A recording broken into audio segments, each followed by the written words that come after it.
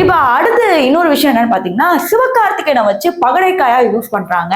சிவகார்த்திகேயனுக்கும் ஒண்ணுமே தெரியாத ஒரு பாவம் நம்ம எல்லாருமே சொன்னோம். ஆனா இங்க நடக்கிறதே வேற. ஜீ தமிழ்ல வர சண்டே அன்னைக்கு ஜனநாயகனோட ஆடியோ லான்ச் வருது. ஆனா இங்க வேற மாதிரி சன் டிவி பிளான் பண்ணியிருந்தாங்க. உடனே பராசக்தி ஆடியோ லான்ச்சை ரெடி பண்ணி அன்னைக்கு டெலிகாஸ்ட் பண்றாங்க. இதுல இருந்து என்ன தெரியுது?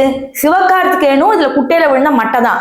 நிறைய பேர் மூத்த நடிகர்கள், மூத்த சினிமா நிர்வாகிகள் நிறைய பேர் என்ன சொன்னாங்கன்னா, விஜய் அவர்களுக்கு இது கடைசி படம். நீ ஒரு நடிகனா இருக்கிறப்ப ஒரு கடைசி படத்துக்கு உண்டான மரியாதையை கூட உன்னால கொடுக்க முடியாது. அப்படி என்ன உனக்கு விஜய் செஞ்சுட்டாரு? நீ ஆரம்பத்துல ஆங்கரிங் பண்ணும்போது கூட இன்னும் அங்கே யாருக்கா வந்து நடி அப்படின்னு சொன்னது அவர் தான். சோ உனக்கு அவ்வளோ தூரம் உனக்கு சப்போர்ட்டா இருந்தாரு. நீ மேடையில ஒவ்வொரு தடவையும் இருக்கும் போது விஜய் அவர்கள் அப்படி பாப்பாரு. அவருக்கு போய் எப்படின்னா இப்படி ஒரு துரோகம் செய்ய முடியுது அப்படின்னு போட்டு அடிச்சிட்டு இருக்காங்க. முதல்ல சிவகார்த்திகேயன் பயங்கரமா கமெண்ட் செக்ஷன் ஆன் பண்ணி வச்சிருப்பாரு. எல்லாரும் நம்ம அண்ணான்னு சொல்றப்ப அவருக்கு ஒரு வெறி ஏறும். ஆனா இன்னைக்கு எல்லா கமெண்ட் செக்ஷன் ஆஃப் பண்ணி வச்சிருக்காரு. அதுக்கு முக்கியமான காரணம் இவரு திமுகவோட கைக்கூலியாவே மாறிட்டாரு அப்படிங்கிறது எந்த ஒரு சந்தேகமும் இல்லை.